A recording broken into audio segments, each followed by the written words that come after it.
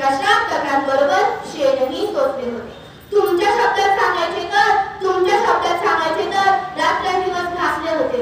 आज मी कसले घाव खेळते. होय, मी सावित्री ज्योतिबा फुले बोलते. आम्ही तुमच्यासाठी शाळा काढली. ही कोणती उपकाराची भाषा नाही. आजच्या बाजार समस्येसारखा हा बँड बाजा करता अशा नाही. मी विसरून गेले होते आम्ही कोणकोणत्या वेळी पचवले आहे. हल्ली मात्र तुम्ही आमच्या आत्मसन्मानाला दिवसले आहे. म्हणूनच तुमच्या या पहिल्या गाणी हे गळ्याने घालते. होय, मी सावित्री ज्योतिबा फुले बोलते. माय माऊलींनो, लेकी बाईंनो, तुम्ही शिकल्यात सवरल्यात, पण विकृत श्रीमतीच्या प्रत्येक गाण्यात आलं. माझं वाच सांगून स्वार्थासाठी राबता आहात आणि गर्भातल्या सावित्रीच्या गळा गर्भातच दाबतात. म्हणूनच तुमच्या या संतापामुळे मी विभान बोलते. होय, मी सावित्री ज्योतिबा फुले बोलते. आज तुम्हाला काही सुद्धा सोसायचे नाही. शाळा काढण्याच्या काढीत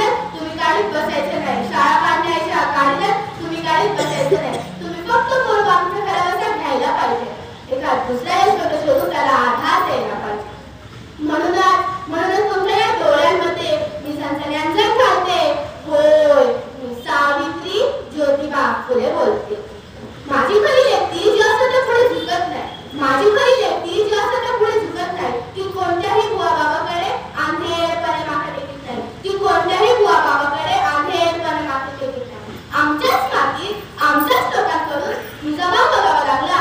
माझा फोटो लावण्यासाठी सरकारी चिल्लर काढावा लागला.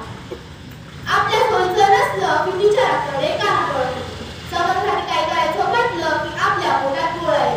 ज्योतिबाशिवाय सावित्रीशिवाय ज्योतिबा एकटे दुखते कधी देता येणार नाही. विचारांची ही गोटी सुनांना लागावी म्हणूनच लेकींनो मी तुम्हाला बोलते. होय, मी सावित्री ज्योतिबा फुले बोलते. धन्यवाद.